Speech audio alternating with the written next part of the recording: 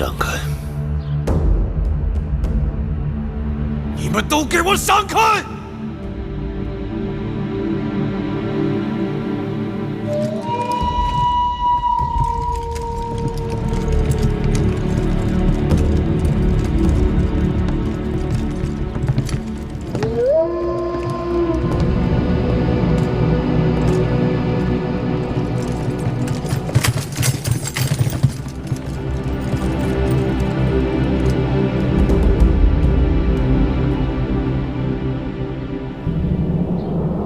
义渠君见了太后，还不跪拜？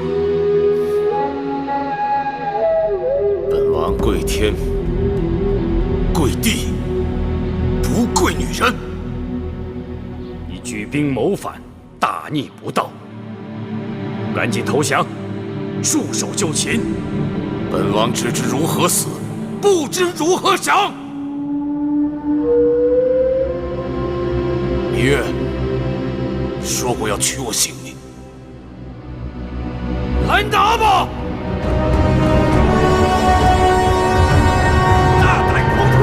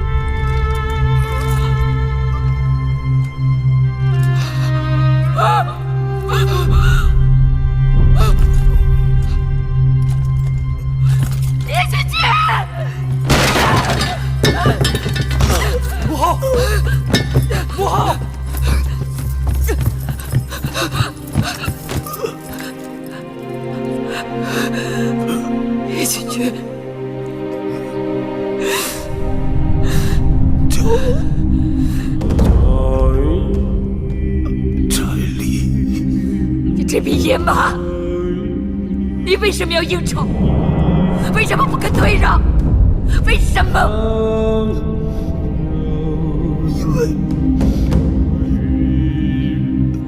因为我是一群人。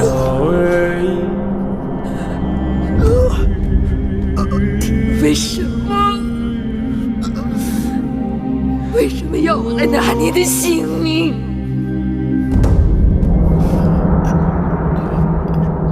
明儿，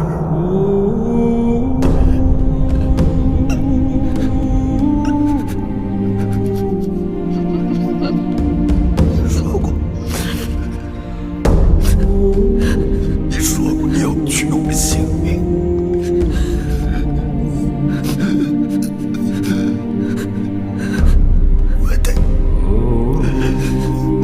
我的爸。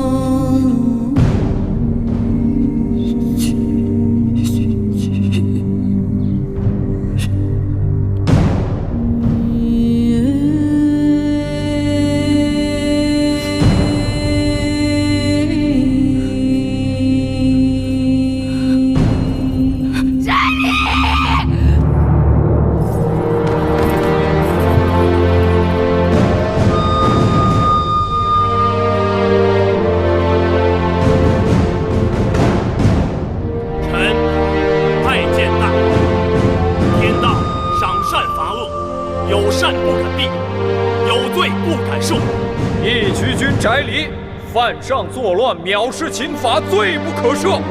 但最终幡然悔悟，以死谢罪。大王念其功勋，宽恕义渠君之罪。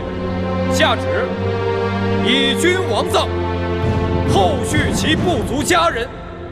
大王仁义厚德，我等心悦诚服。大王万岁！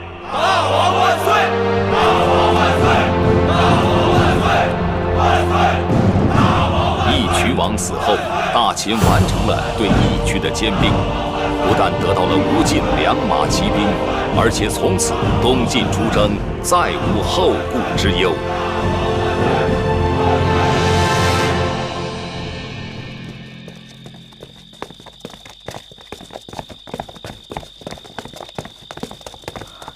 大王，母后怎么样？太后把自己锁在里面，叫他也不肯应声。大王已经一日一宿了，太后水米未进。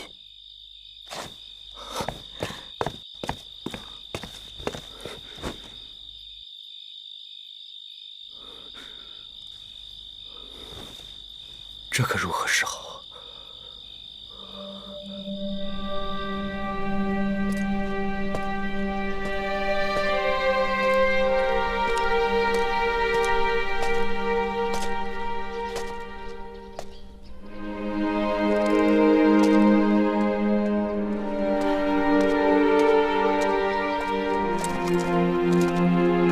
各位大人，还是请读吧。自太后回到交皇殿后，闭门不纳外人，就连小的跟香儿、慧儿都进不去了。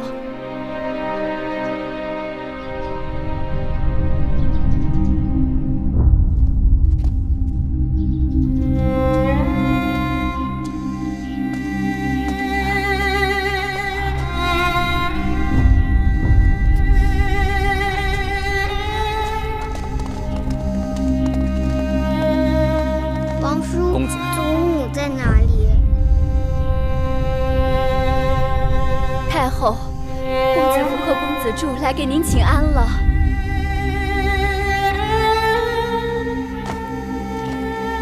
太后祖母，主儿给你请安了。母后，福儿给您请安了。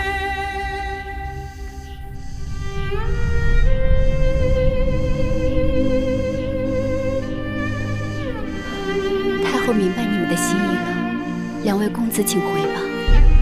公子福，你年长。母后，父母之所爱，宜爱之；父母之所敬，宜敬之。母亲有所忧戚，福儿忧戚，福儿不可起来。等祖母太后开了门，珠儿便会起来。太后，香儿给您跪下了。就算太后不心疼自己，也心疼一下两位公子吧。太后，慧儿也给您跪下了，求您看在两个孩子的份上，别再委屈自己了。太后，小的母亲给您跪下了，已经是第3日了，您就开门，喝一口汤水吧。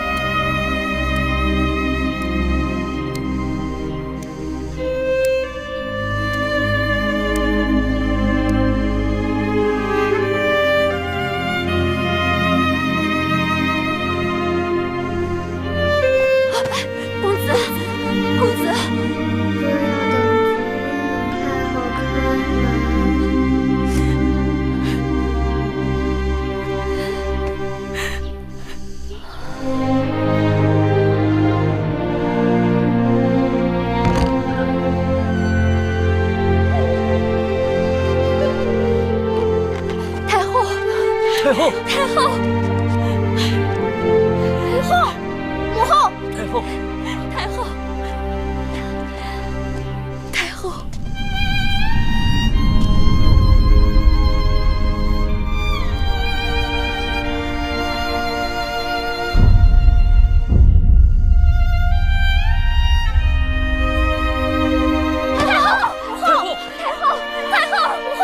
快传太医，快！母后，你醒醒啊！国相，太医令去交锋殿为太后问诊，怎么到此刻还没有消息？太后这次病得很重，只怕太医令也很棘手。唉，她不能学普通妇人那样痛哭长嚎，就只能折磨自己的心神了。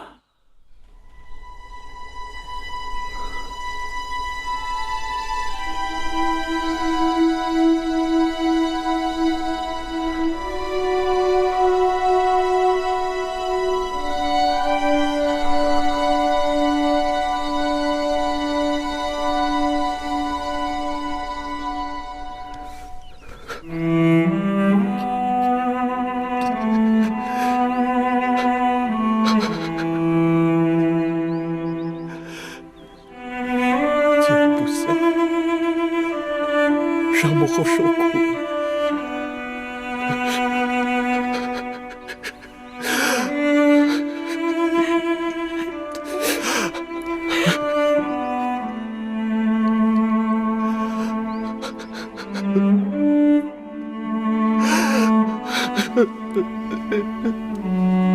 姐，母后。继儿为何伤心？继儿，对不起母后，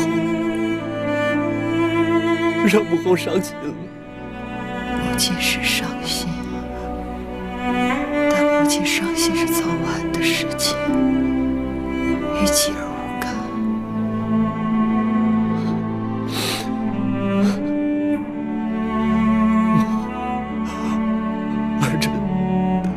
儿臣愿意为您做任何的事情，儿臣是宁愿死，也不愿意为熬了母后，让母后伤心。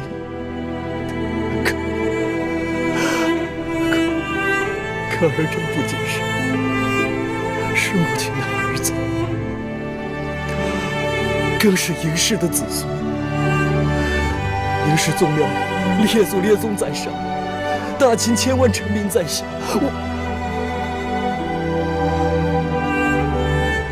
我如果不是一国之君的话，儿臣一定可以顺从母后的心思。妻儿说的对，若母亲不是这个太后，便可既不委屈他人，也不委屈自己。母后，这些日子，儿臣常常想起我们在燕国时的情景。燕国，对，那个时候虽然艰苦无比，常常想早日逃离困境，可如今想起来，也就是在那时，母亲与孩儿最为亲近无间，同甘共苦，那也是儿臣一生中与母亲最为贴心的日子。义渠人在秦国以养庸成患，铲除他们，是早晚要做的事。处理子过世之前，对此事也曾有过嘱托。不过，依老臣看，天地相应者，方能成事。眼下便是天时、地利、人和之局。何谓天时？何谓地利？何谓人和？当日诸公子之乱，诸国陈兵函谷关外，大秦危在旦夕。若太后不安抚住义渠人，则西北跟着大乱。所以必须对义渠人诸般忍让。如今我大秦如日中天，已经没有必要再忍让义渠人了。此乃天时也。本来义渠人是猛虎，若在草原天高地阔，我们已由他去了。但如今他们却执意要留在咸阳，并打算鸠占鹊巢，如此虎落平原，就由不得他了。此乃地利也。太后执政以来，坚持推行先惠文王的商君之法，可义渠人屡犯法令，败坏纲纪，闹得民怨沸腾，人人侧目。此时我们拿义渠人开刀，是人心所向，既符合太后推行商君之法的初衷，又可以让各郡县借此整肃风气，取得地方上的拥戴。此乃人和也。雍大人言之有理，只是义渠君与大秦有功，与太后有情，我等不好贸然先动手。但眼下的情形，他们会比我们着急，倒不如以静制动，以不变应万变。好，那就照雍大人和国相的主意去办。这是我和香儿、慧儿他们给你做的冬衣，你拿回去试试，看看是否合适。谢太后恩宠。好啦，这里又没有外人，叫我姐姐即可。姐姐，小冉能有今日，都是因为姐姐爱顾庇护。姐姐一个人势单力孤的，能做什么？还不是我们彼此扶持照应，才有了今日。所以姐姐心里最怕的是自己人与自己人过不去，骨肉自相残杀。大王虽然因为义渠君与太后心生嫌隙，但大王绝不会仅因个人好恶判定是非，一叶障目，而罔顾大秦的社稷天下。那就好。我们都亲眼目睹了那场诸公子之乱，姐姐有生之年，绝对不想让大秦再遭受这样的祸事。列国争雄，不进则退，如若在内部分裂，那才是心痛仇快。和江山社稷比起来，义渠人的事只是小事一桩，各自忍让一步，就可尽如人意。是，天色不早了，小冉先告辞了。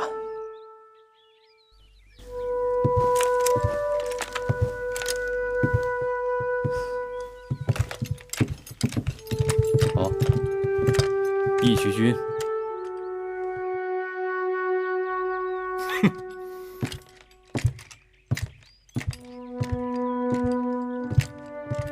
慧儿，你去看看今日膳房准备了什么晚膳，有没有义渠君爱吃的炖羊肉？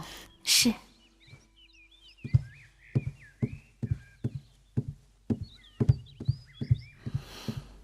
你这是做什么？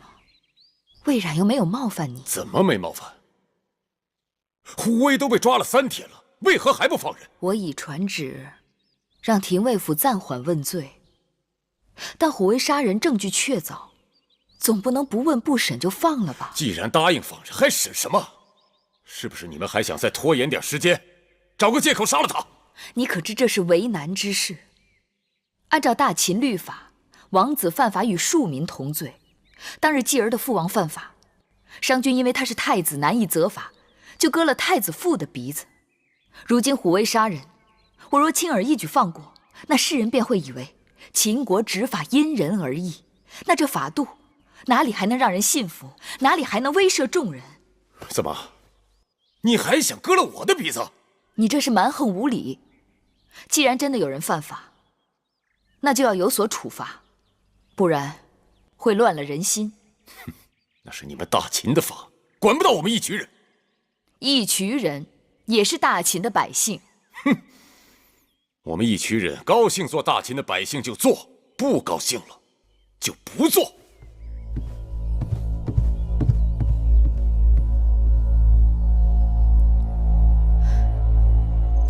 义渠君，这边请。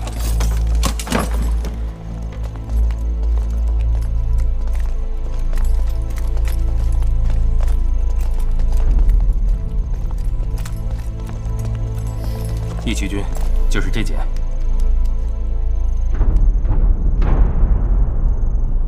把门打开。这……打开。是，打开。是。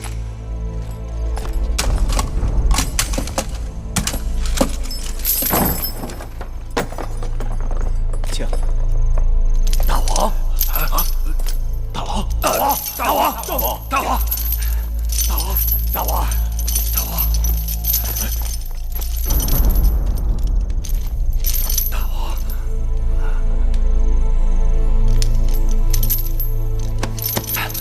大王，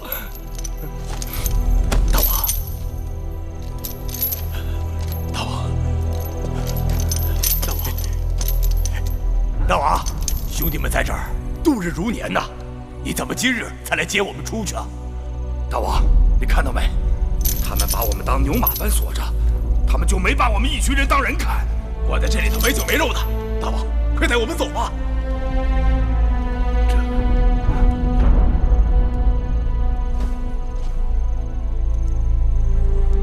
本王知道，兄弟们在这儿受苦了。太后说了，很快就会把你们放了。啊！只是眼下怎的？眼下兄弟们还要在这儿再熬几日，再熬几日。好。嘿，既然我等给大王惹了麻烦，那就听大王的，再住几日，啊，住几日，住几日，为了大王，我们再忍忍，住几日，不就受点委屈吗？住几日，住几日，住几日，住几日。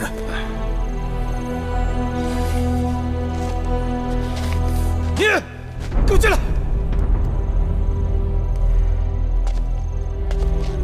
义渠君有何吩咐？把我兄弟们身上的链子立刻摘下来。这按照大秦刑法，他们犯的可是重罪，万万不可。少说废话！我让你卸了。本官无权擅自做主，这必须得请示了蒙敖将军，方可行事。你信不信？义渠君，这个虎威将军犯的可是死罪，朝廷若是追责起来，本官实在难以担当。大秦朝廷管不到我们义渠人。对，义渠君，你吃的也是大秦朝廷的俸禄啊！那从今日开始，这俸禄本王不吃了。你竟敢杀廷尉！义渠君，你要谋反！别杀我！你也不想活了吧？小的照您的话去做便是了。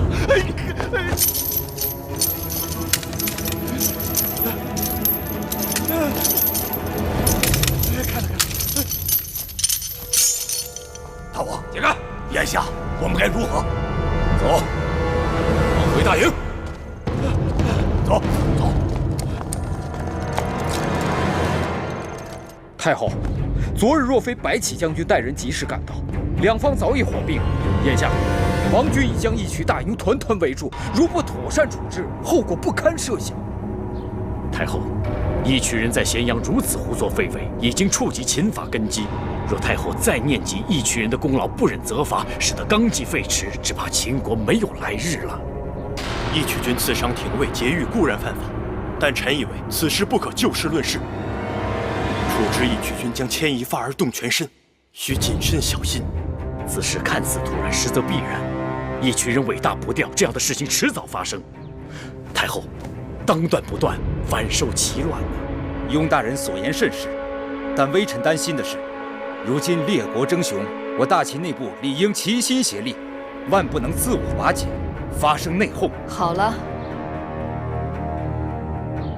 此事我心里有数。可眼下就在咸阳郊外，秦军和义渠军剑拔弩张，该如何解局？以微臣看，以3日为限，要义渠人交出虎威。若他们识时务肯交出来，而后再议其他。也只好如此了。白将军，此事由你去办，你是两军之中最合适的人选。臣遵旨。想让我交出虎威，想都别想！大王，你应该知道太后对义渠人的爱顾。虎威这个案子本来还有转圜的机会，可是大王一时兴起，伤人劫狱，反而让彼此进退失据。哼！大王若能在3日之内交出虎威，也许还好重新审议。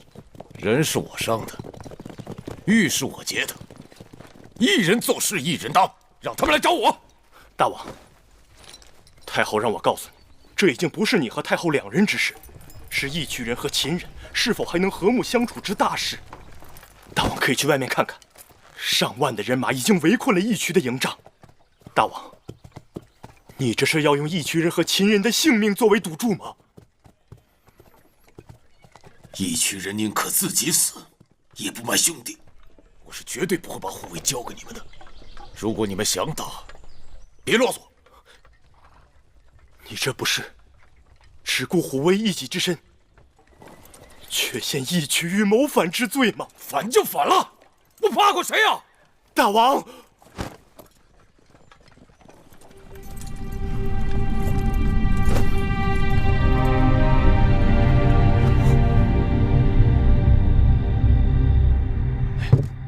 大王，虎威再敬你一碗，谢你带兄弟们生死手足。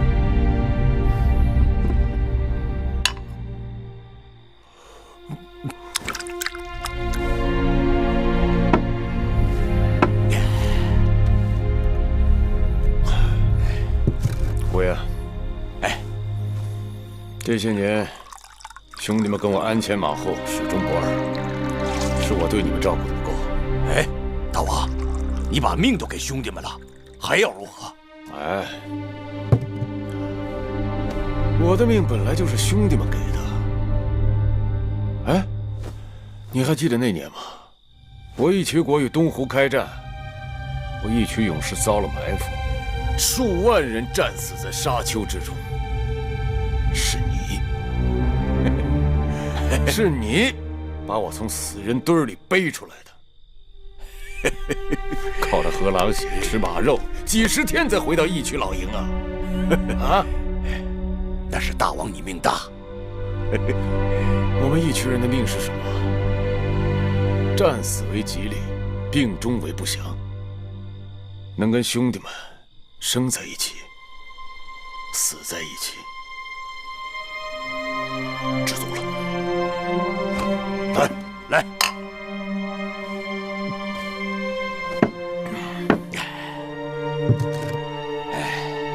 眼下，虎威给大王和义渠人招致了麻烦，导致秦人对咱们不依不饶的。既然都是虎威的错，那就请大王不必再为虎威担干系了。屁话！你惹了麻烦，我也惹了麻烦，这叫锅底不咸灶黑。你我是龙头跟缰绳，谁都离不开谁。再多说都是屁话。哎，可是秦人兵马把咱们义渠大营围的是密不透风啊！让他们围吧，我们在这儿喝酒吃肉，怕什么？有朝一日，兄弟们待烦了，就带你们杀出去。天高云阔，去哪儿不都得由着咱们？对，但是那太后，她是我的女人，她会跟着我走。那个女人身子跟着大王，心却跟着秦人。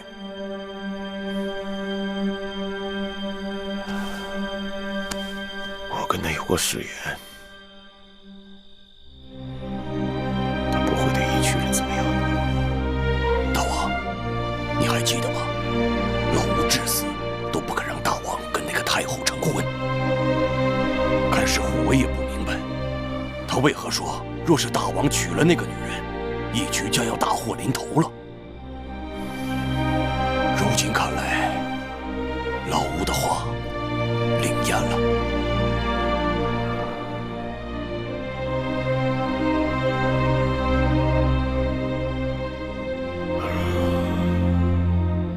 大王，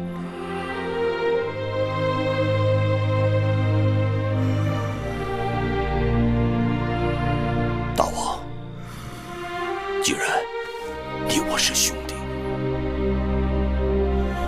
我就不应该成为你的累赘，成为义渠人的累赘。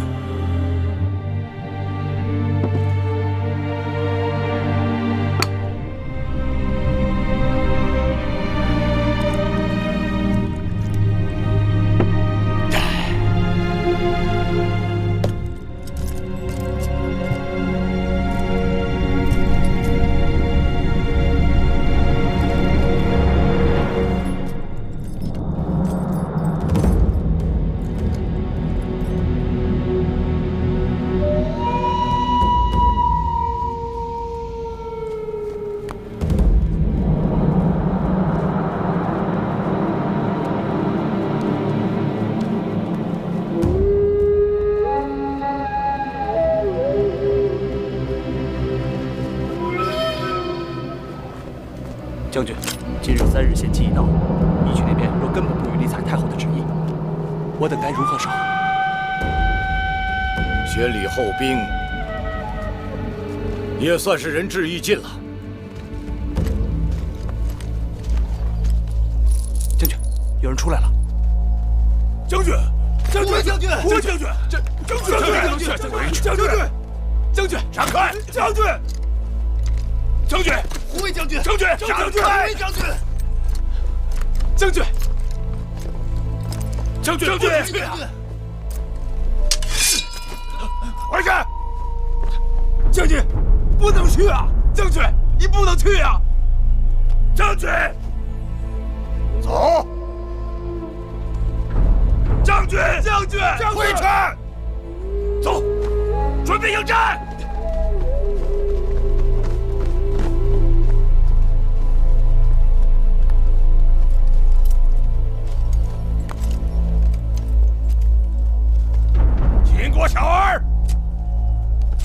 我一曲大营多日，为的是什么？不就是拿你虎威爷爷吗？今日爷爷在此，来拿吧！将军会不会有诈？拿下！是。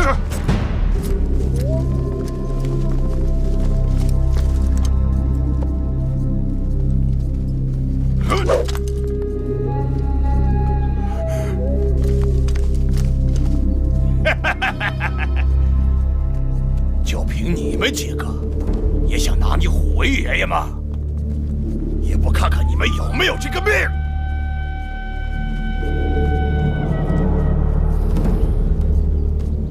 大王，虎威先走一步吧。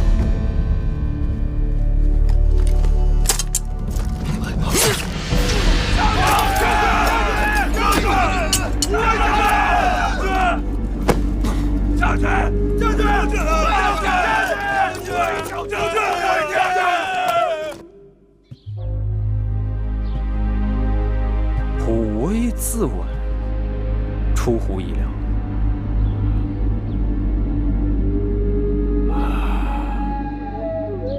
虎威死了，倒也解了一个难题。明日可通告天下，就说虎威受秦法感召，幡然悔悟，以死谢罪。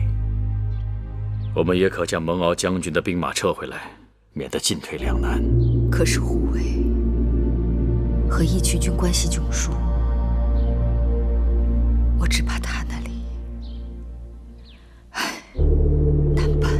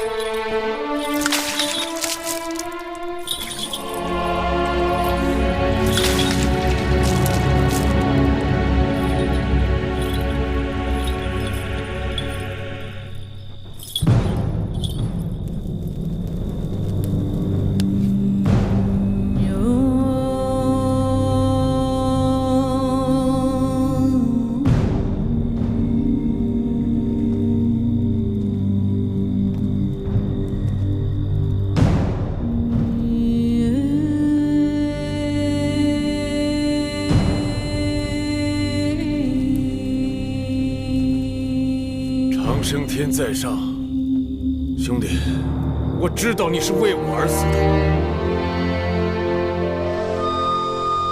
你放心，我绝不会让你为我白死。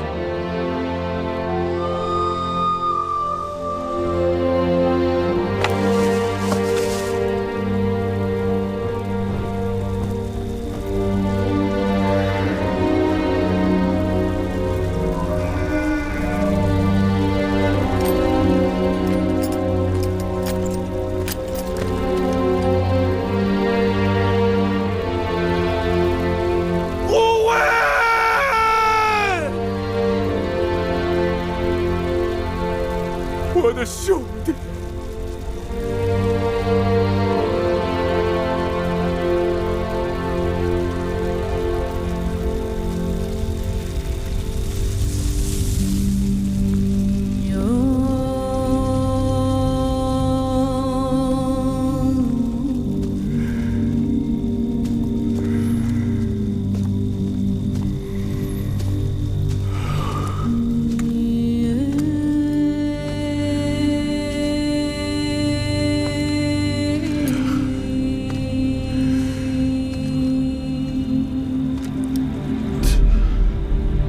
敖将军的人马已经在日落前撤走了。他们趁虚如愿了，害死我的好兄弟。大王，只怕胡威不顾一己之身，也是为了成全大王和义渠啊。心只为了我着想，从此我活着，便欠他一条命。事已至此，大王放手吧。我不会放过他们的。不是他们苦苦相逼，虎威不会死。大王，我愿禀报太后，大王愿意带着部下回到草原。大王是草原上高飞的雄鹰，太后是盘踞在咸阳宫中的凤凰。你离不开草原，她也离不开咸阳。大王，既然大王已经统一了草原，一群人已经有了远胜于过去的富饶的土地和坚固的城池，咸阳不值得再留恋了，一群人该回家了。不，这里就是我的家，这里的一切都有我一群人的一份儿，我为什么要回去？啊！大王是因为舍不得太后，她是我的女人。假若大王和太后已经走到了尽头，留在咸阳只是对两个人的戕害。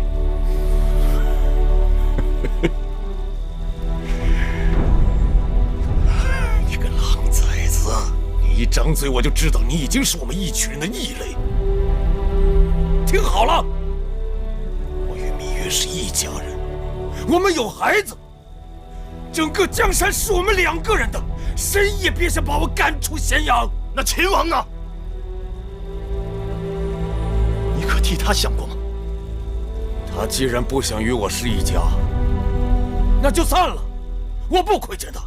大王错了。我错了吗？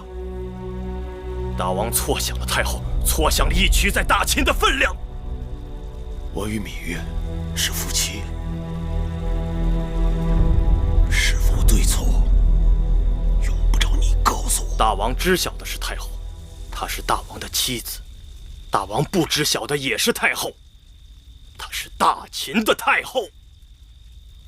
大王，不要再逼太后两者中选其一了，那是会逼死人的。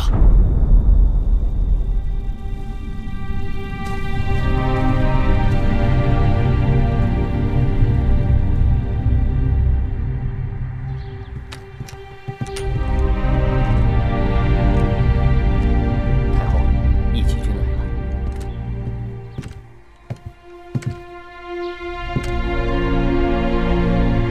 义渠君，坐。义渠君，太后赐座了。本王不想坐。义渠早已归顺大秦，义渠君不可在太后面前再称王。你个阉人，本王面前也有你开口的份儿。木心是秦宫的大监，治宫整饬是他的分内之职，这是宣誓殿，不是交房殿。义渠君，还是遵守礼法，好自为之吧。那你就让他出去。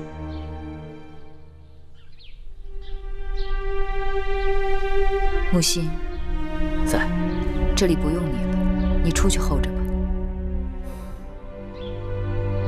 是。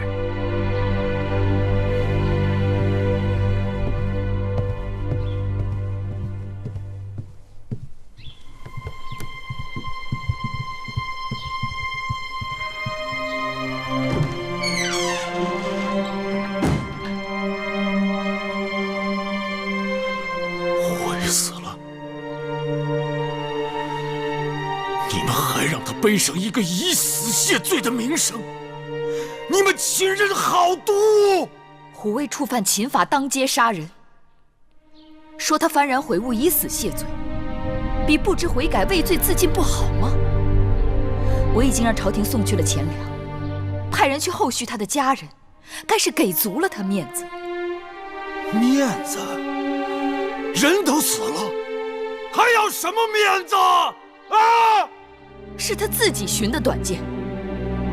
论杀人罪，他也是该死的，谁能害他？好，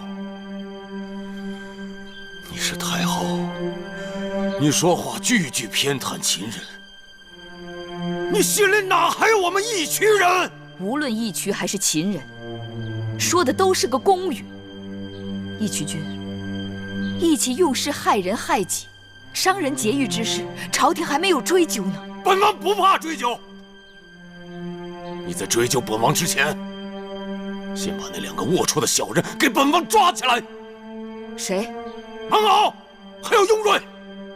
为何抓他们？他们2个是害我虎卫兄弟自尽的罪魁祸首。雍瑞策划3日的期限，蒙敖带兵围困我义渠大营，我要用他们的人头来祭奠我的兄弟。何必那么多周折？是我准许的3日期限，是我要蒙敖领兵包围义渠大营的。你来取我的人头吧。你别逼我！义渠君，你该迷途知返了。义渠君，在这大殿上，你一直叫我义渠君，在你的心里，从来没有把我当成是你的男人。你从来没打算让我染指江山社稷。你我是宣室殿外的夫妻，宣室殿内的君臣，江山社稷，自然不可任人随意染指。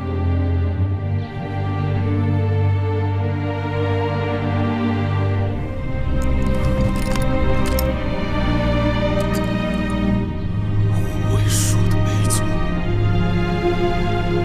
你这个女人，身子跟了我，心却跟着秦人。我能给你的，我都给你了。好，你若无心，我不强求。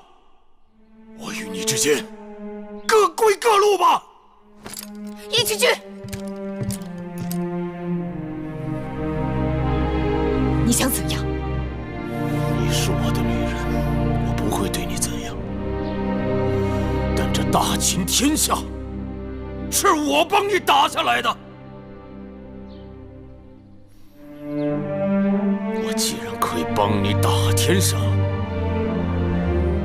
我也能毁了这个天下。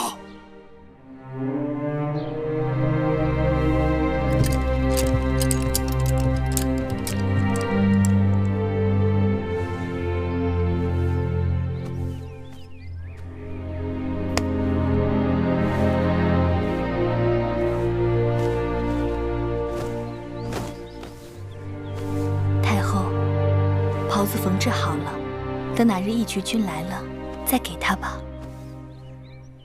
收起来吧，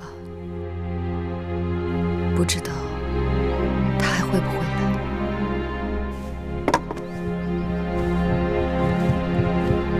母后，太后，先生今日夸奖公子服了。夸奖福儿什么？先生夸福儿敏勉虔诚。福儿是如何对答的？福儿对先生说：“逝者如斯夫，不舍昼夜。”福儿答得好。可是，香儿姑姑说，王兄像我这么大的时候，比我更能干。父王常让他看策论，还让他到司王馆去听策士们辩论。若是你们的父王还在，也会让你看策论的。可我从没见过父王。母亲是在梦中与父王相会，才有了我。那，福儿，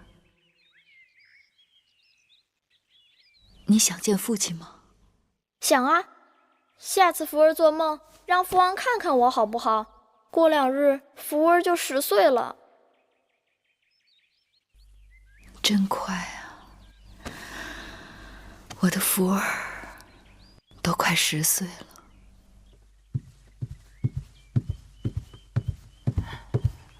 太后，有事吗？义渠君派人传来口信，说后日就是公子服的生辰，义渠君有几匹好马要送给公子，并请太后带上小公子去骑马。母后，我要跟你去骑马。母后，我们去骑马吧。母后，我要去骑马。母后，你就让我去吧，我要去骑马。母后，你就让我去吧。好。来，上马。小心啊！哎，好嘞。福儿，抓紧缰绳。记住了啊，这马可是很聪明的，专欺负怕它的人。如果掉下来，千万不可以哭啊，要不然他会看不起你的。知道了。去吧。这，快点，这，快点走，这，别扶我，这。我以为你不会来了。我开始曾不想来的，可你还是来了。福儿10岁了，我想让他见见亲生父亲。坐吧，咱俩喝一杯。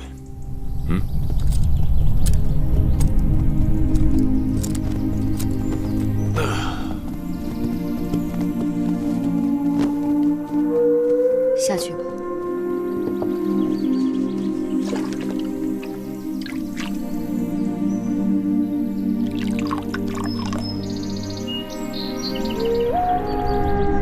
义渠君，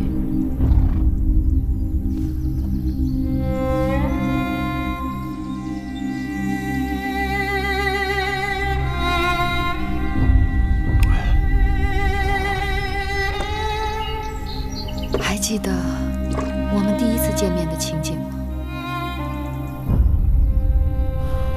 你穿着一件大红披风，一路自乱军中冲出，我想拦你，你却用石子打了我好几下。当时我在想，怎么会有这么刁蛮凶悍的女人呢？当日我想着，你们杀了黄歇，我也不活了。没想到，我还是活了下来。那时你为了黄歇，一心要杀我。可是到如今，你还没杀掉我。我不仅没有杀了你，还做了你的女人。长生天在上，有些事情我们自己做不了主。可我想自己做主。我真想叫时光倒流，我想让你我仍像从前一样，心无芥蒂，和好如初。野马君，一家人在一起不好吗？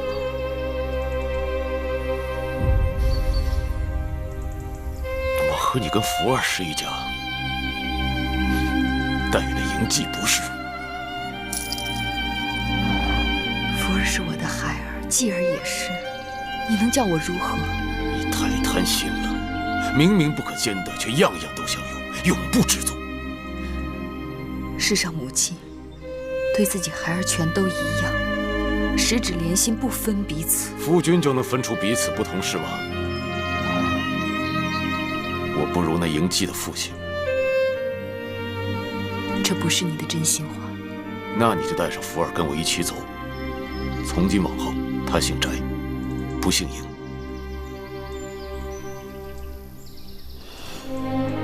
你知道，这不可能。大王说了，看他手势，只要他把酒碗往地上一扔，咱们就冲下去。记住了，掳走太后和公子，其他人一律格杀勿论。将军，我们什么时候动手？别慌，太后有令，义渠人不动，我们就不动。是。我不想逼你，但这件事情必须得有个了断。如何了断？既然你不想放弃嬴稷，那就放弃咸阳吧。我不明白，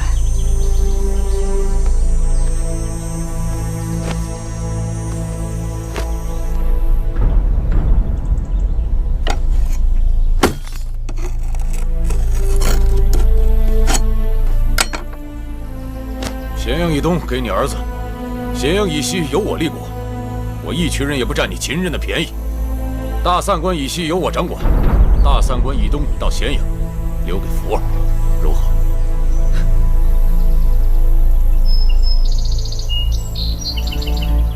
我用了这么多年，将一个四分五裂的秦国聚拢在一起，以此为凭借，东晋魏汉，南下楚国，西出巴蜀，使秦国成为诸侯中最强之势，甚至有可能取代周王室一统江山。如今，你却要将它分割成3块。你说的这些跟我没关系，我义渠人做事凭的是刀剑和马匹，上对得起长生天，下对得起自己跟部族的父老兄弟。义渠君将统一的秦国变得4分5裂，这办不到。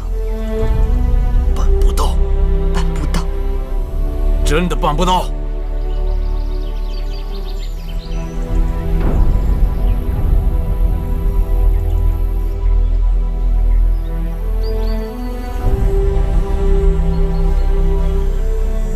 那我们就接着喝酒。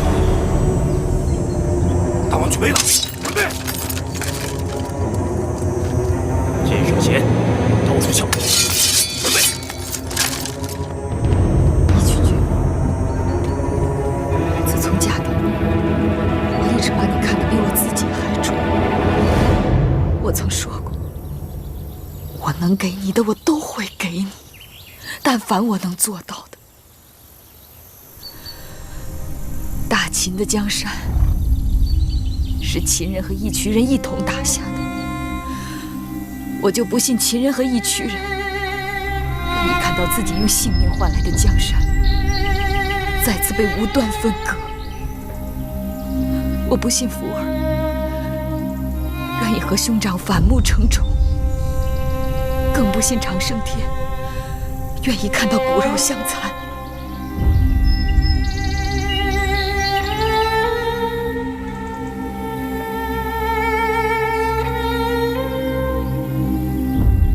再等等，让我把酒杯放下吧。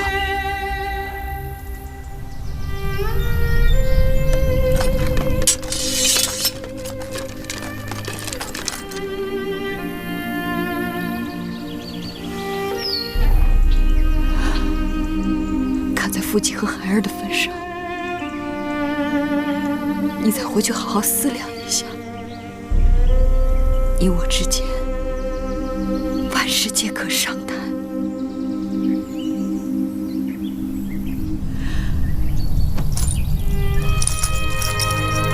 这是我给你做的一件锦袍，这些日子你一直没有进宫，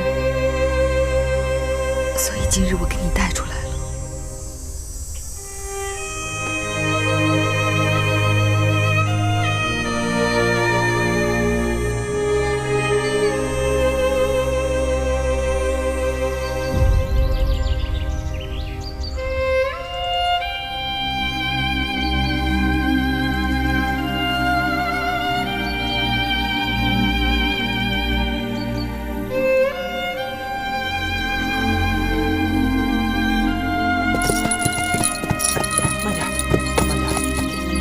好吧，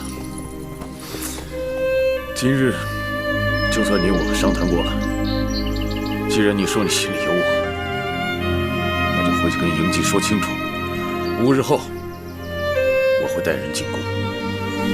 到时候，若宣誓殿的大门是敞开的，就以这张羊皮地图为凭，从此两下相安无事。若殿门是关的，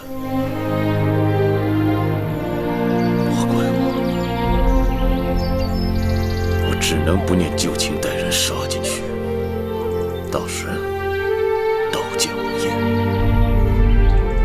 杀无赦。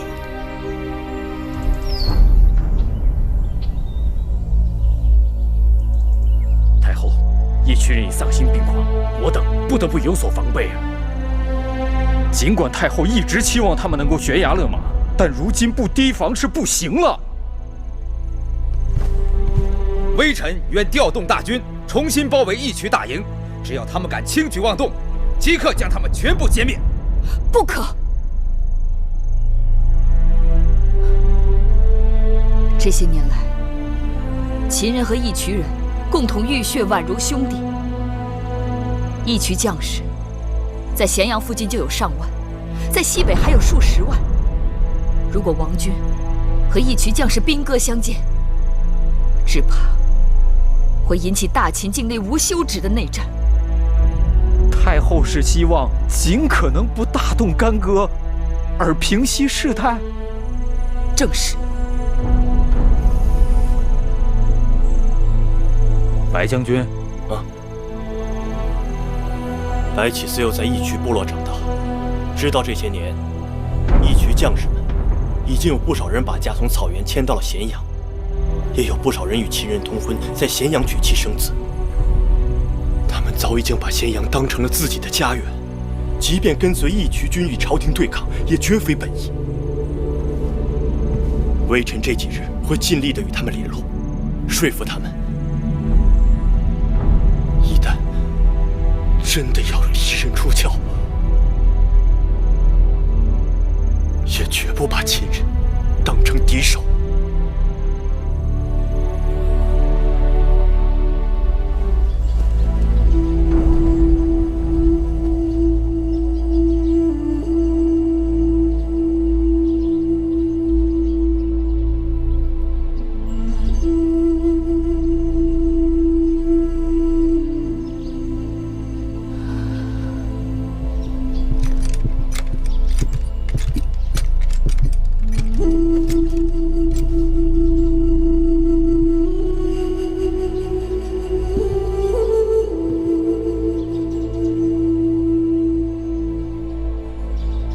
幕后在看什么？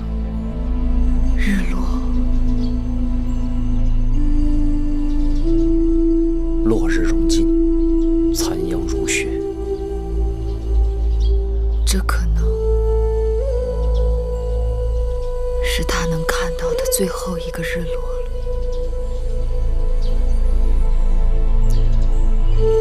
明日就是第5日。我当日若不把他拖到咸阳来，搅进这些他无法理解的纷争当中，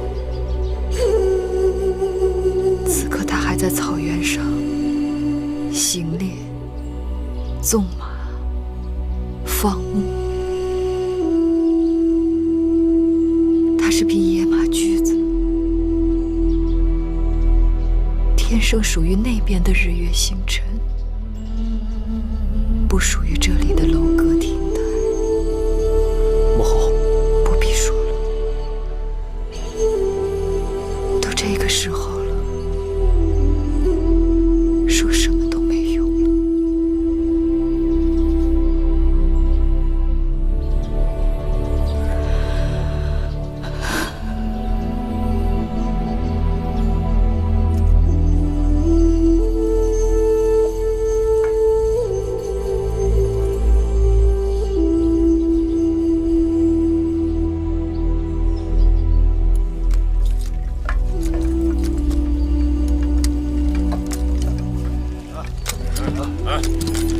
好，美女，你呢？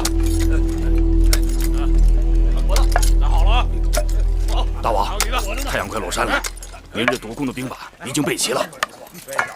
好，告诉兄弟们，酒肉酣畅，好生歇息。是。好了啊！大王，明日会有一场恶战。不会的，我与他之间不需要。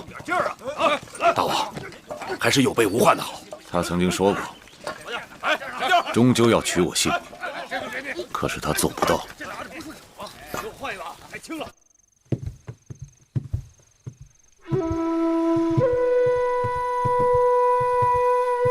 母后，福儿，怎么还不睡？母后，福儿昨日在梦中见到父王了。父王对福儿说，以后从马上摔下来不要哭，要做个大丈夫。母亲记得，前几日在城外骑马，义渠君也是这么对你说的。不是义渠君说的，是父王说的。母后告诉父王，再来看福儿好吗？好。福儿睡了。福儿快睡。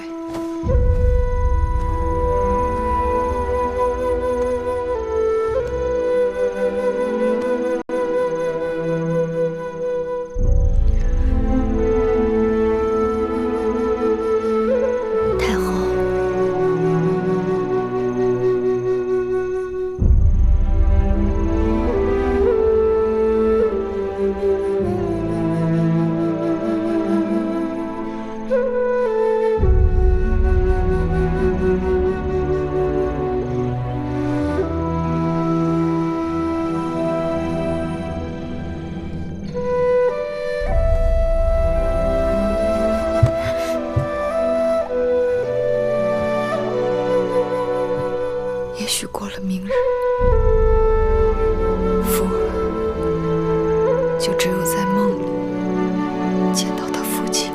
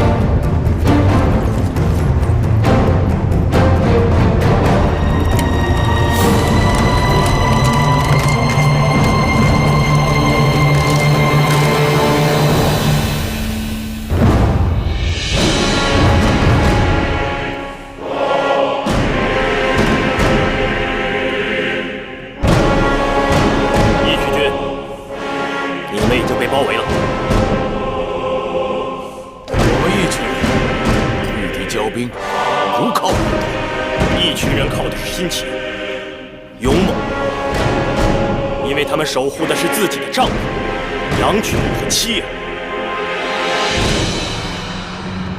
义渠的兄弟们，这里就是你们10几年前和秦军一起攻占下来的咸阳城，也是你们日日夜夜守卫的宣誓殿。这是你们自己的山河，自己的家园。是什么让你们大开杀戒、兵戎相见？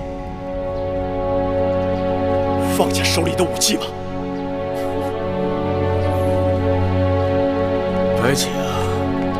原来不过就是个连话都说不清楚的狼孩，如今你也能口若悬河，滔滔不绝了。黑九，你老娘的病好些了吗？我记得他上次重病，还是宫里给他派去的御医。长吉，你娶的可是秦人的姑娘。我记得前不久他刚为你生下一对双胞胎的儿子。陆喜，你前几日不是还让我到城里给你托人提亲吗？吴三，收复东湖的时候，你曾与我秦军的副将一起结拜为兄弟，那些出生入死的话都是一句空话吗？白杨将军，上次伐齐攻打临淄的时候，你身负了重伤，是秦军的将士把你从刀林剑雨中抢了出来，还了你性命，还用你胡大？你还记得咸阳城中的干娘吗？她常常为你缝补浆洗衣裳，给你酿酒炖肉吃，她可是秦人呐！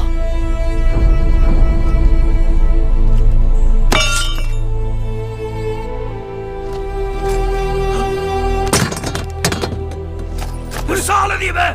都捡起来！捡起来！捡起来！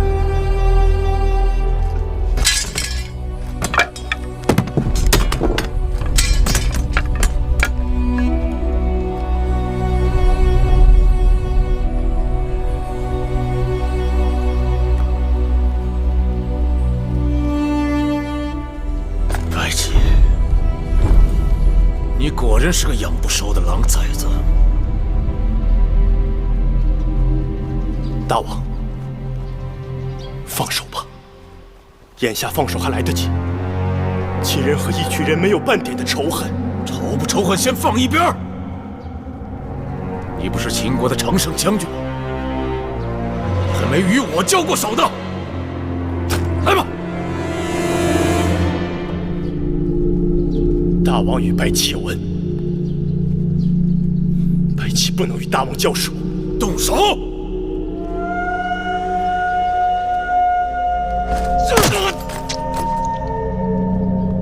动手啊！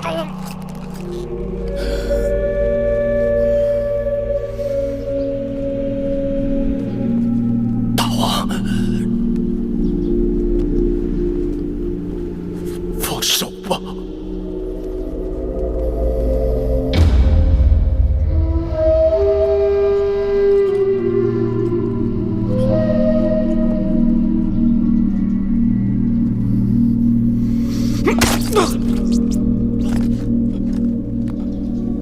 给我闪开！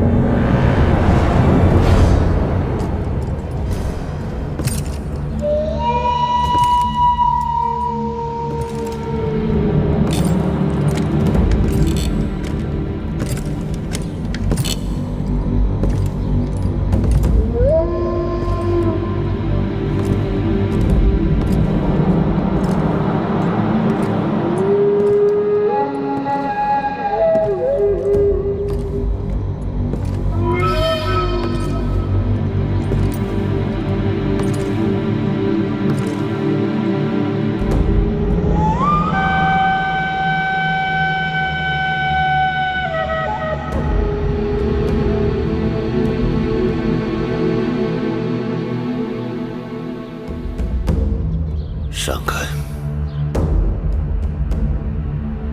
你们都给我闪开！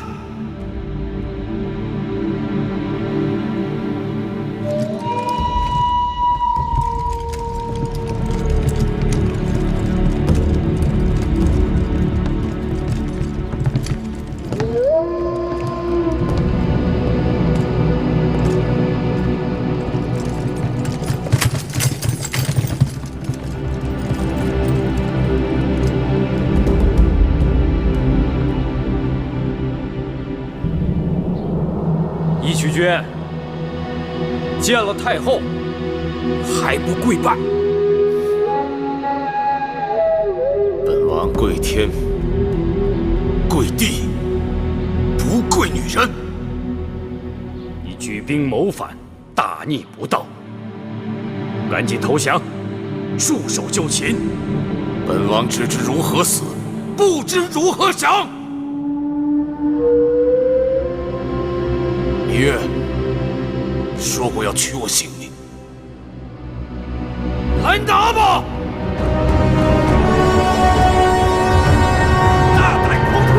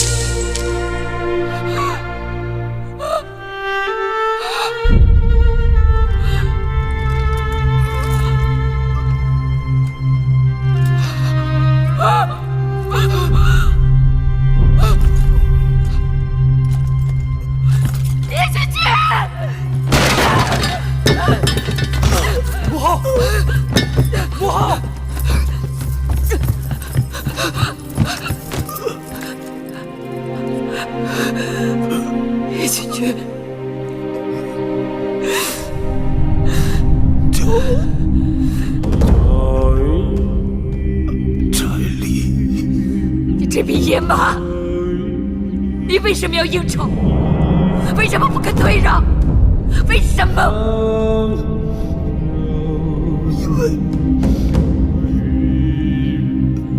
因为我是义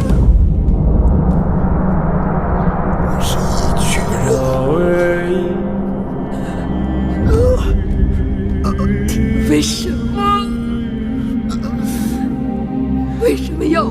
你的性命。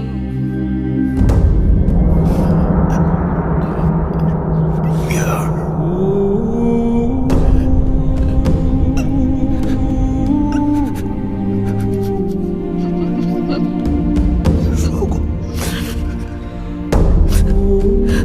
你说过你要取我性命。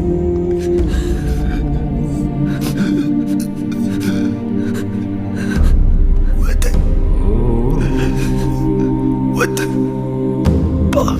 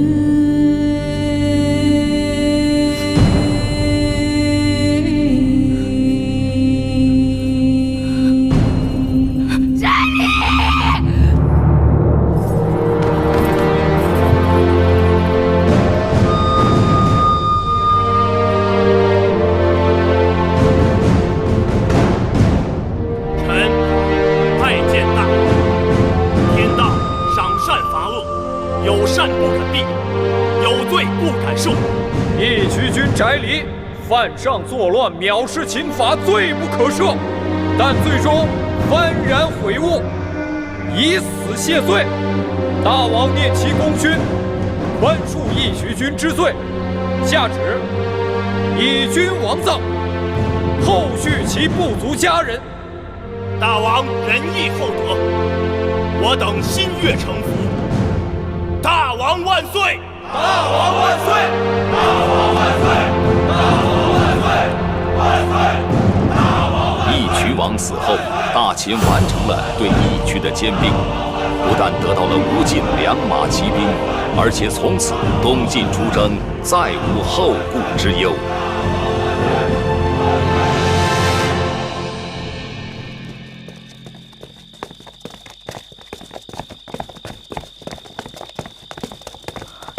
大王，母后怎么样？太后把自己锁在里面，叫他也不肯应声。大王，已经一日一宿了，太后水米未进。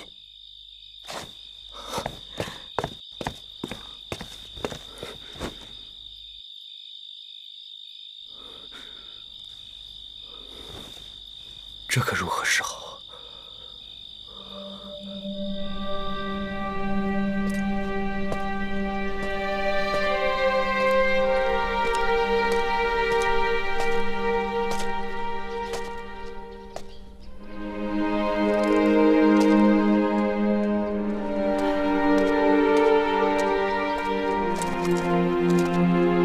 各位大人，还是请回吧。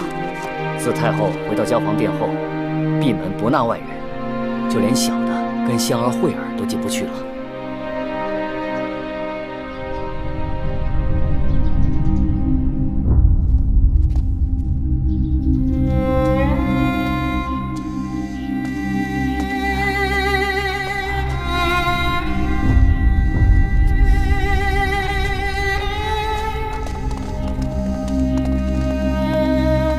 王叔，公子，祖母在哪里？太后，公子府和公子柱来给您请安了。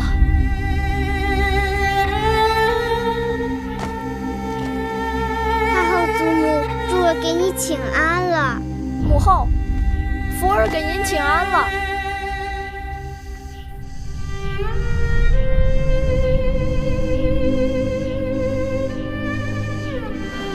太后明白你们的心意了，两位公子请回吧。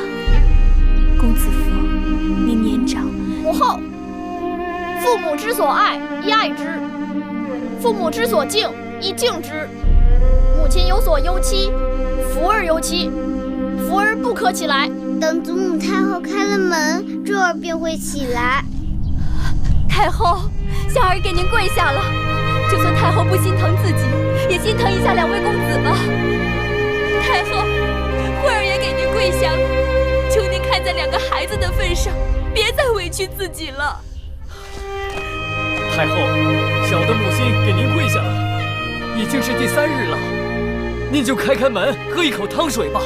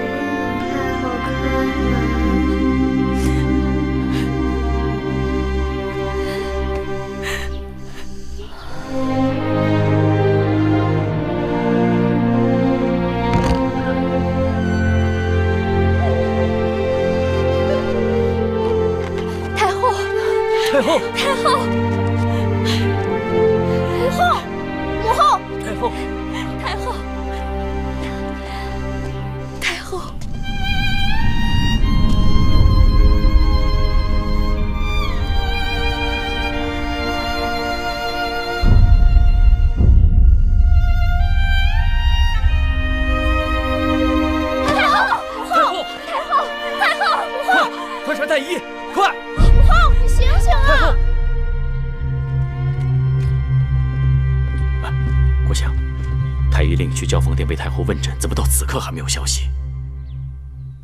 太后这次病得很重，只怕太医令也很棘手。唉，她不能学普通妇人那样痛哭长嚎，就只能折磨自己的心神了。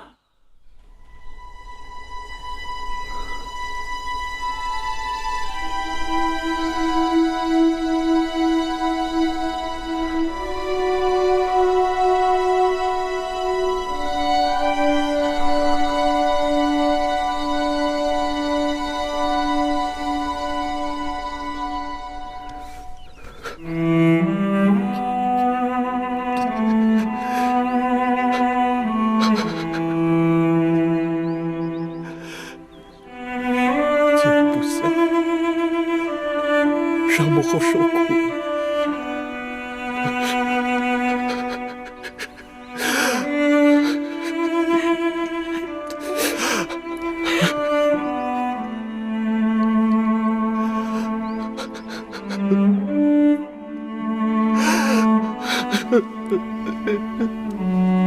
姐，母后。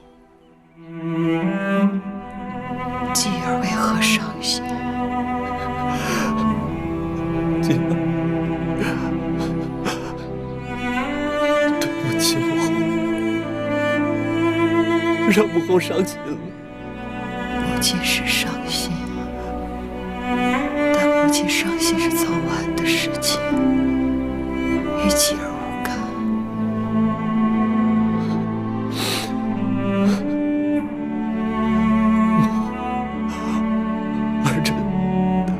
儿臣愿意为您做任何的事情，儿臣是宁愿死，也不愿意为扰了母后，让母后伤心。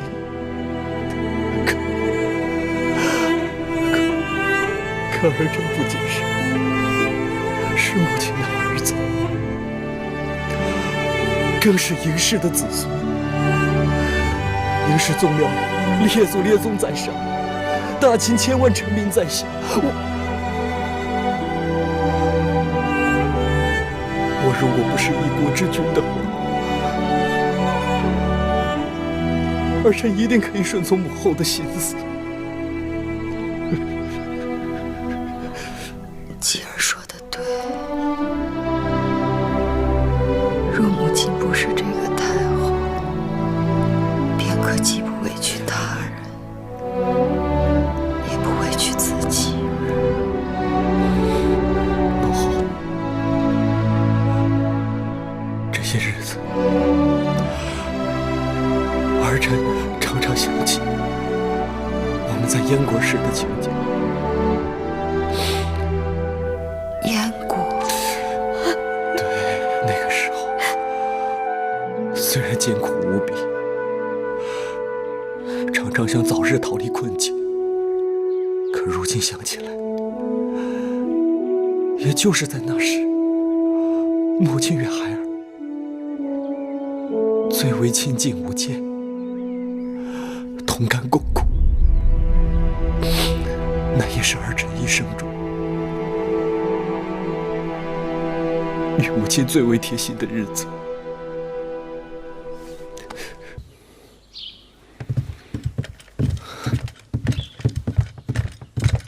大王，荣舅舅、冉舅舅，二位舅舅，可听说过那和氏璧？大王怎么会想起那和氏璧来了？臣听说赵国新君花重金把它买了下来。是啊，知道他在哪儿就好办了。寡人想把他请到秦国来。大王是想用它讨太后的欢心？这半年多来，母后内心郁结，病痛不断。寡人想，若是能把这宝玉请到秦国来，或许可以博母后一笑。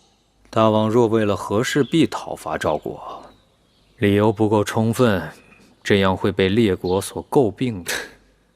不，寡人打算和和气气的与他们商量。如何商量？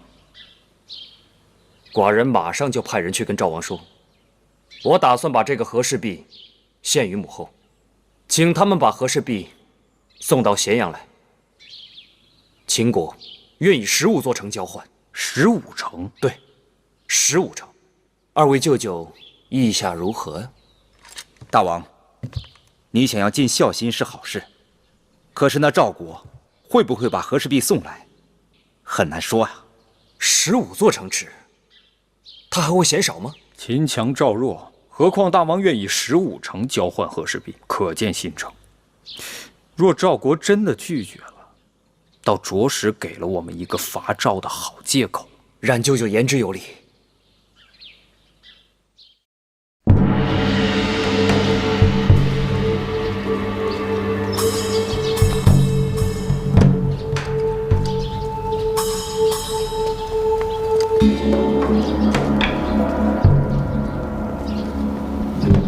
赵国使臣蔺相如送和氏璧入秦宫。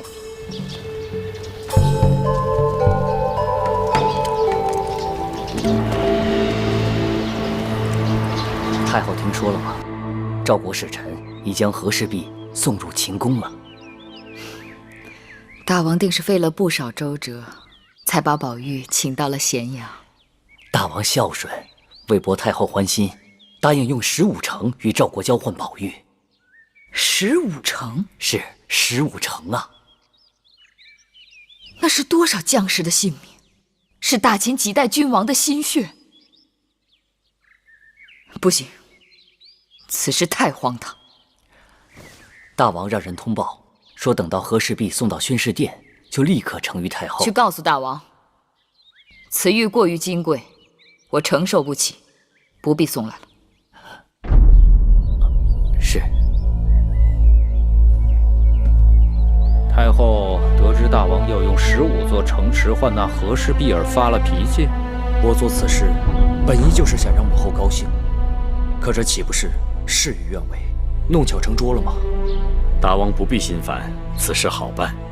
既然那和氏璧已经到了秦宫，还怕它生出翅膀吗？雍大人的意思是，大王治人治孝。既然赵国使臣已将和氏璧送到了我秦宫，片刻后，大王便可着人将它呈给太后。至于那15个城池，不给赵国也罢。雍大人此言有理，大王的初衷是要用那宝玉博太后一笑。不错，大王的目的即将达成，又何必再破费那15座城池呢？可那赵国使臣怎肯答应？不必理睬那赵国使臣，大王只管禀报太后，就说赵国有心与我秦国交好，那宝玉是赵王无偿孝敬太后的一点心意。那就照雍大人和国相的话去做吧。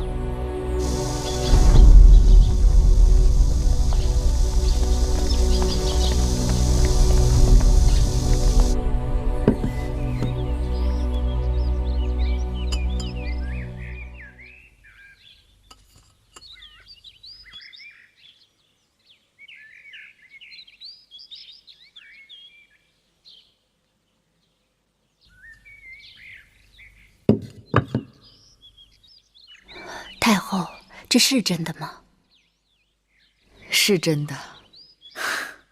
适才雍大人还生怕是假的，让人细细的检查过，看有无机关。张子曾被真假和氏璧所害，他求先惠文王准许，若有一日得到真的和氏璧，让先惠文王赐给他，他要将此玉砸碎。幸好张子不在了，这么好的宝贝，砸了多可惜呀！若有人要砸了这和氏璧，蔺相如还不与他以死相拼？这蔺相如是何人？宦官令妙贤的一个门客。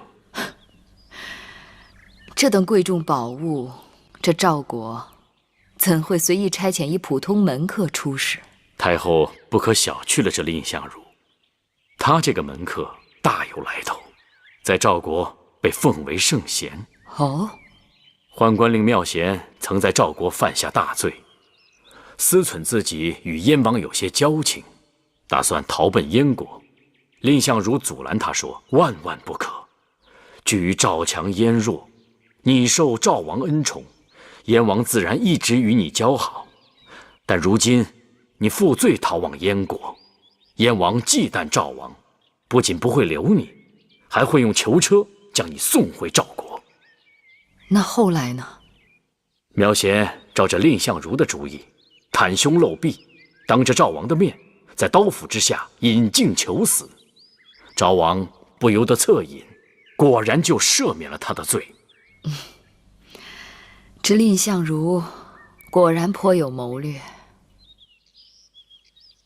那他有何权利答应将和氏璧白白送到秦国呢？宝玉已经进了咸阳宫，答不答应，由不得他。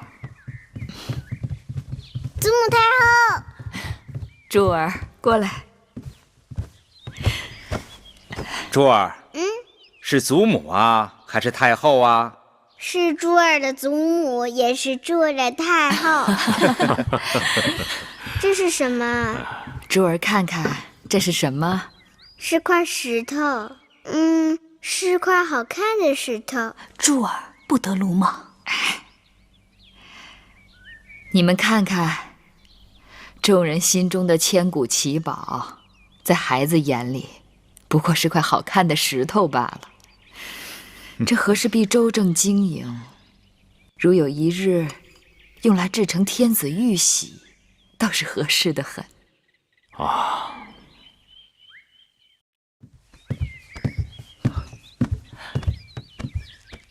太后，前头大王派人过来，要把玉璧拿回去。为什么？赵国使臣说，玉璧上有瑕疵，要指点给大王看。怎么会呢？或许是有道理。记得太后当年发现那块假和氏璧，就是因为它过于白玉无瑕。夏儿说的对。所以啊，大王让小的拿回玉璧，让那个赵国使臣指给他看瑕疵到底在哪儿。慧儿，把那和氏璧给木心拿去吧。是。待大王看完了，小的呀，再给太后拿回来。不必了。太后，我已经领略了和氏璧的真面目，拿得回拿不回都无妨。是。木心，小的在。你在前面把眼睛放亮点。这几日为了和氏璧，说不定大王要辛苦一阵。你若听说大王要杀那蔺相如，就想办法挡上一挡，速来报我。是。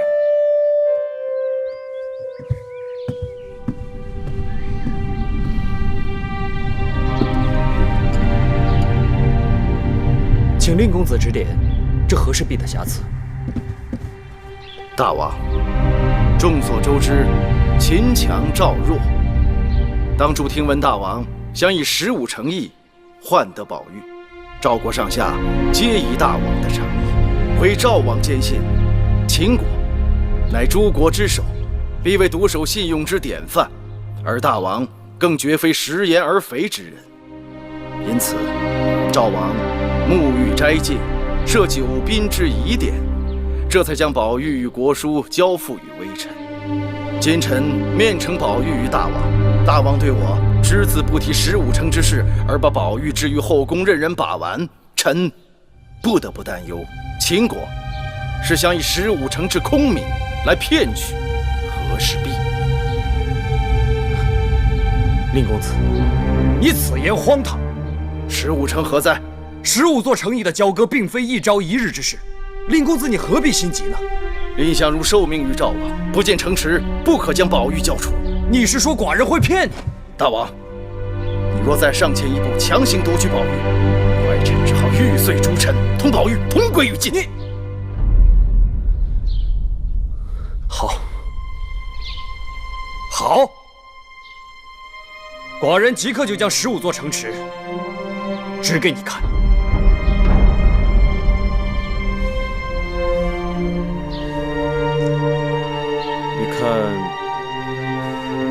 你看这儿，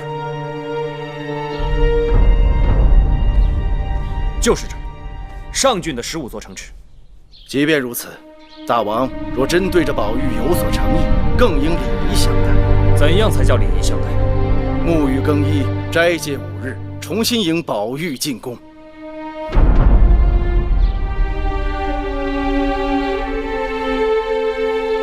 好，寡人就依你说的办。还赵国使臣蔺相如觐见。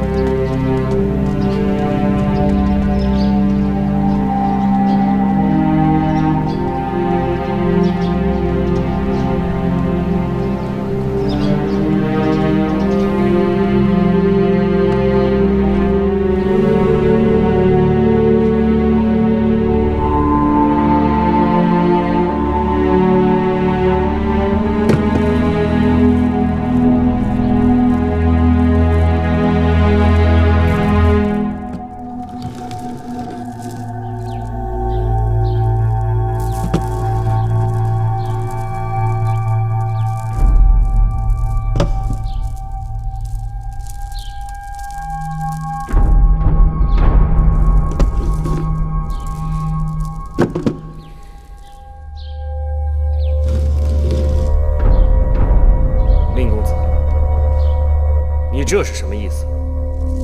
和氏璧何在？大王，赵国遵守约定，先送和氏璧入秦，但大王毫无诚意，因此臣5日前悄悄令人持和氏璧离开咸阳，今日应当已到了赵国。大王，秦强赵弱，大王若真想以15诚换取和氏璧，那就请先交出15诚，赵国断不敢毁约。臣自知欺君之罪当诛，臣自请就祸地烹煮，以解大王心头之恨。蔺相如，你当真以为寡人不敢杀你是吗？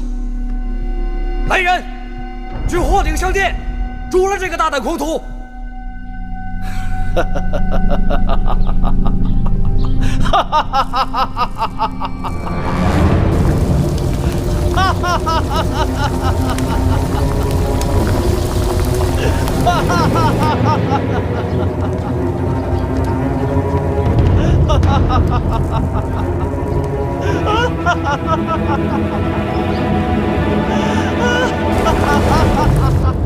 蔺相如，你算计了寡人，也算计了你自己的性命。臣好久未曾热汤沐浴了，谢秦王恩赐沐浴。好，寡人成全你，伺候蔺公子沐浴。太后到！等等，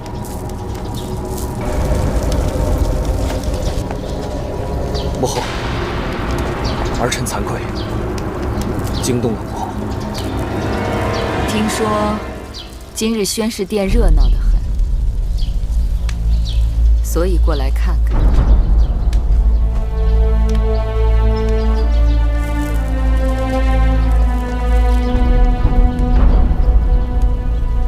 外臣蔺相如拜见秦国太后。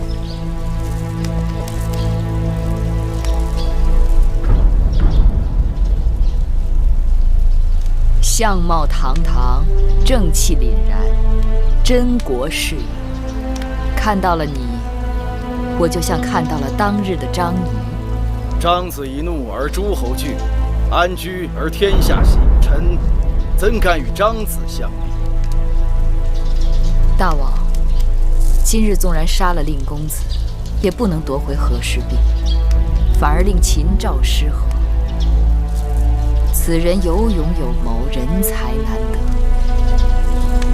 我想请大王赦免于他。既是母后的吩咐，寡人自当遵命。我已经到了这个年纪，还能见到如此人才，实在是不胜欣喜。秦国求贤若渴，蔺公子这样的人才，如若留在秦国，定会受到大王的重用。太后，臣亦粗陋之人，能得太后国士之誉，实是三生有幸。只是赵王提拔相如于韩魏之时，臣不敢有负赵王。臣奉赵王之命出使秦国，当全始全终。还请太后、大王赦我回赵国，当不胜感激。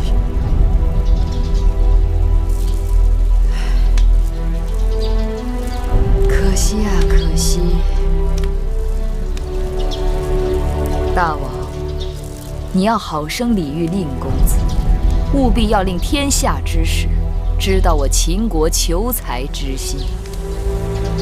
是，儿臣遵旨。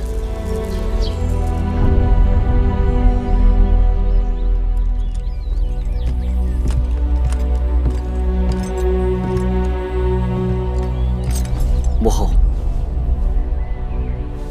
那赵国使臣今日启程了。是。大王衣冠礼乐，优渥款待蔺相如，赵国这次很有面子。儿臣在猜测，那和氏璧或许还是假的。哦，为什么？母后是我朝唯一能判定和氏璧真假之人。寡人曾以为，即便是用15座城池能换得和氏璧，他若能博得母后片刻的欢心，那也是值得的。可和氏璧到手之后，母后对他似乎根本就不在意。在母后眼里，那和氏璧早已是我大秦囊中之物，只不过在赵国手中多放几年罢了，何必在意？儿臣知道，在母后的心里，只有江山社稷。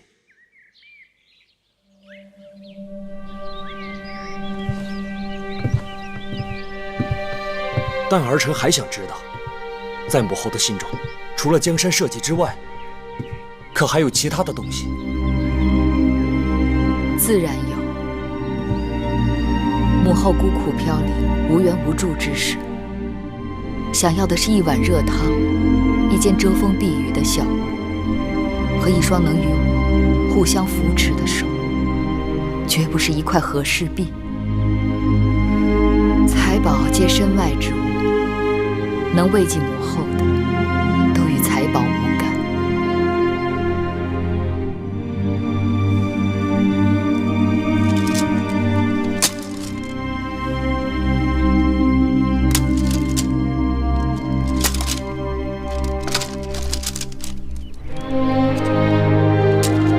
母后，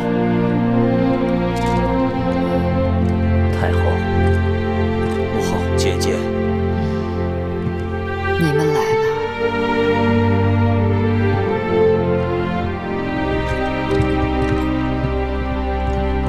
蜀中魏郡守李冰报功，说他修建的都江堰，使得这几年蜀中成了粮仓。这几年征战频频，军粮有很大一部分出自蜀中。李冰修成都江堰，功在千秋。还有一事，母后可能已经听说了：白起讨伐楚国，摧枯拉朽，攻占了郢都。这几日已经兵至境陵了。臣弟得到确切的消息，当我亲军攻占下楚国郢都之后，屈子深感无力回天，决意以死明志，怀石头汨罗江，自尽了。屈子，他去了。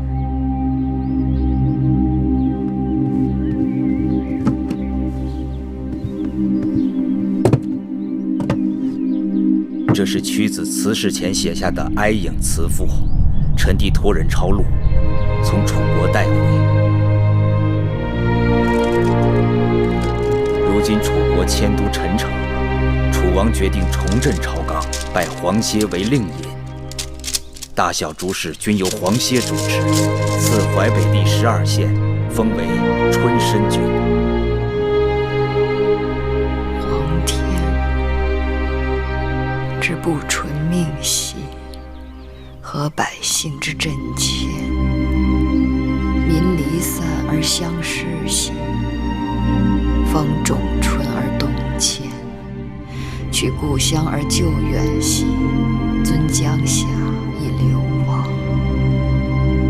楚国灭亡，乃是注定。姐姐不必为此事挂心。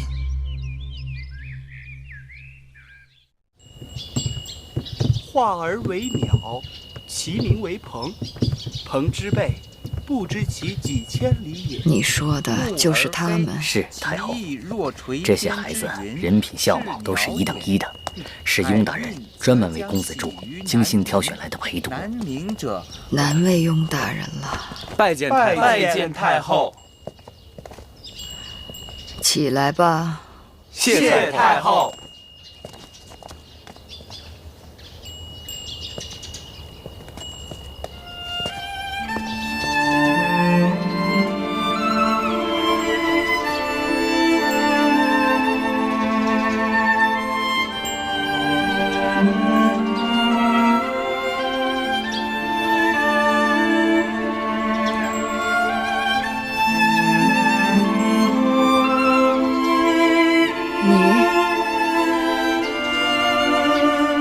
过来。拜见太后。把头抬起来。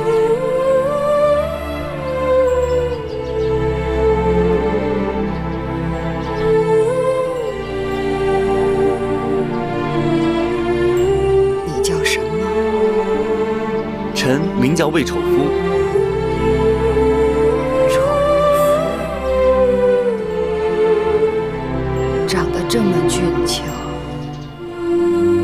会叫丑夫？是因丑年生人，故名丑夫。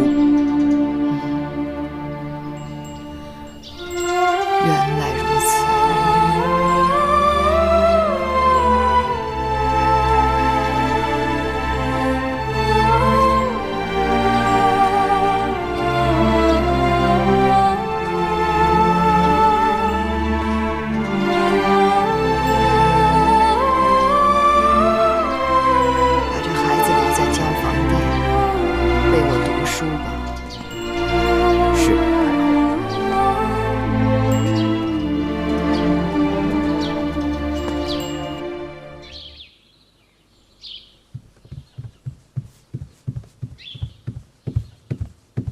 雍大人送去的那些人如何？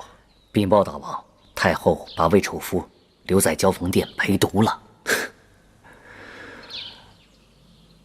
那日雍大人把魏丑夫送进宫来，寡人一见，吓了一跳，简直就是当年的黄歇脱身转世啊！可不是嘛，这老奴见了呀，这心里也是砰砰的，想着世间还竟有这般缘分。如此，寡人的心中也踏实了许多呀。太后是百年不遇的慈母，大王是千古少见的孝子啊！哀哀父母，生我娶老，母后一生艰辛，寡人为她做什么都不为过，更何况雍大人想在了寡人的前头。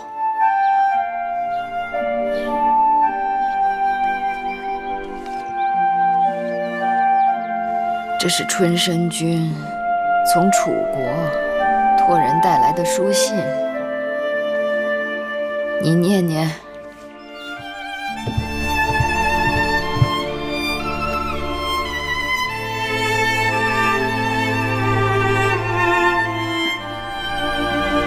惠书奉羲，情意拳拳。记得当年离开咸阳，与太后曾有礼法之争。如今楚国为相，日日图强变革，反省当日言辞，才知有不妥之处。天命有规，循礼者亡，变法者强。为政者应当时而立法，因事而治理。尽监本，尊爵必赏，有罪必罚，法令必行。内不思贵宠，外不偏疏远，是以令行而禁止，法出而兼息。楚国的桃子都熟了，百相见，是累了，只是桃林已久，不见家人回边。望太后善自定夺，知所盼望。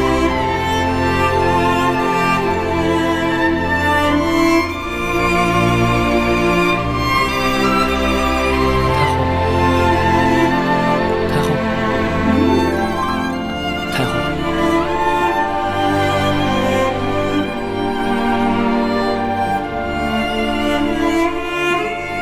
昨日大王新送来一般日语，你们听过，觉得好吗？大王一片孝心，自然是好的。子歇，你说呢？太后叫错微臣的名字了，微臣不是子歇，微臣是魏丑夫。我心里当然明白，你不是子歇。丑夫，这些乐女演奏的楚乐如何？楚乐乃太后家乡之乐，是集天地日月之精华，可谓金玉交辉，天籁之美。是啊，更色兮交鼓，箫中兮瑶剧，那是真正的楚乐。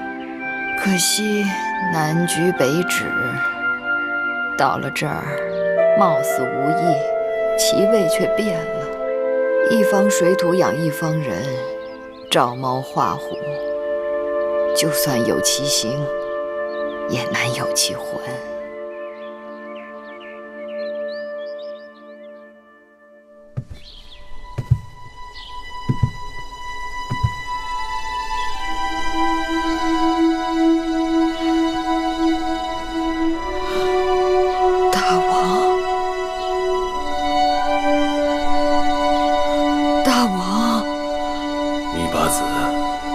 这是怎么回事？你怎么显得比寡人都要老了？大王春秋盛年，可我却不知不觉地老了许多。你一定是受苦了，头发都熬白了。大王，这些年你都去哪儿了？为何丢下臣妾一个人？寡人一直在那边等你。在哪里？你知道的，那边。在哪里？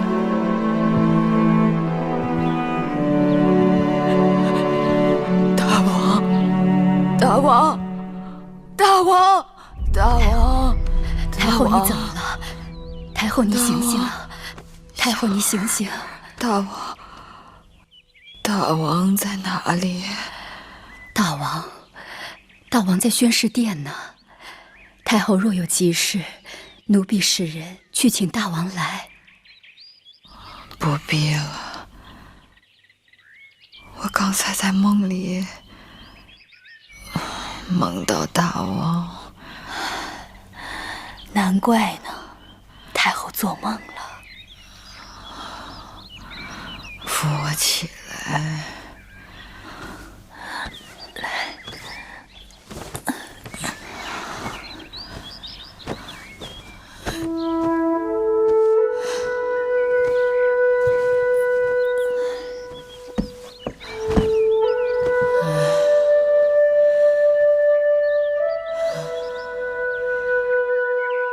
香儿、慧儿，你们跟了我几十年了。你们说，若有一日我先走了，或者你们先走了，我们到那边还会再相见吗？香儿以为会的吧。慧儿和香儿还打算到那边接着伺候太后呢。那就是说，人死后还有知觉，还能做他们想做的事情。定是这样，不然为何历代君王都带那么多生前欢喜的东西下葬，还要让很多奴婢之友和歌舞之友跟过去服侍他们呢？这么一想，我就放心了。生前楚国是回不去了，可到了那边，说不定还有机会再回去看看。楚国很远呢。不怕，我们带上吃的、穿的、用的，还有车马，还有要带些服饰俑过去服侍，还得有兵马护卫才行。好像没有听说过兵马为俑。哎，太后回乡，没有兵马守护不行的。慧儿说的有道理。既然要有奴婢服侍、舞乐欣赏，那怎么能够没有兵马护卫呢？是啊，可是为何以前没有人带兵马随行呢？以前没有，可如今有了，不就行了？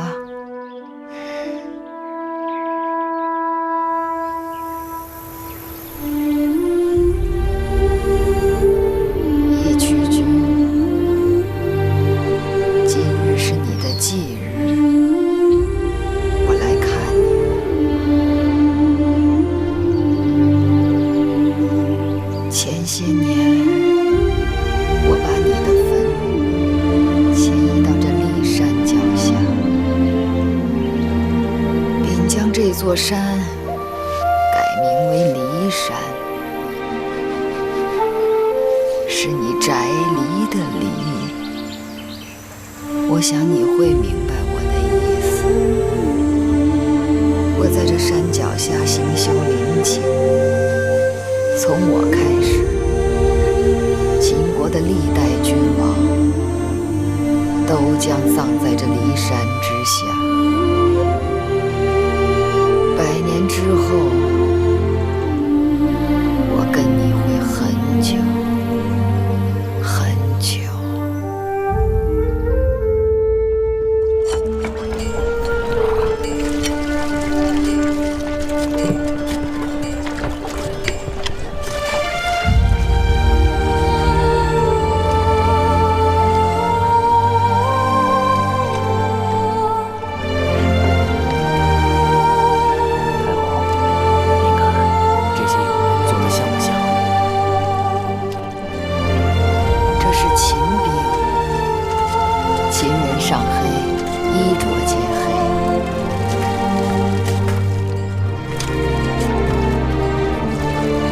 这是楚人，红绿战袍，楚人风情。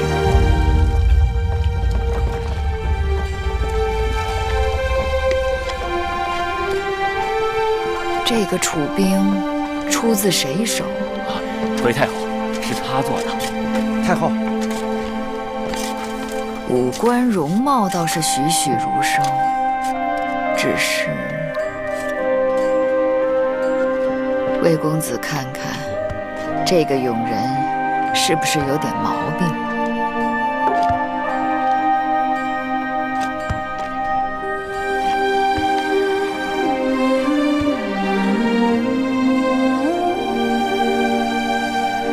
望太后明示。你做的楚兵，却是秦兵的发饰。秦兵的发髻都是在正中的，但这楚兵发髻都是偏的。是，还不快谢太后赐教！谢太后赐教。